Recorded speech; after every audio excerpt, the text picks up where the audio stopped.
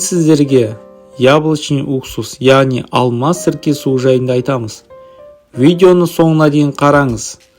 Сол кезде сіз алма сірке суының пайдалы қасиеттері және де оны қалай пайдалану керек екенін білесіздер.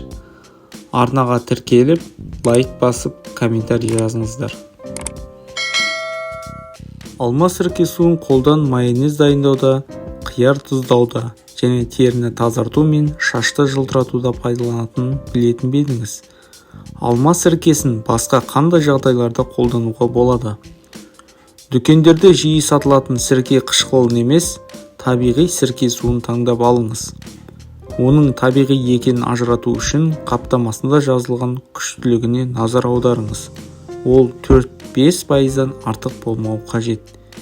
Егер алма сіркесі табиғи болмаса, жақсы нәтиже бермейді.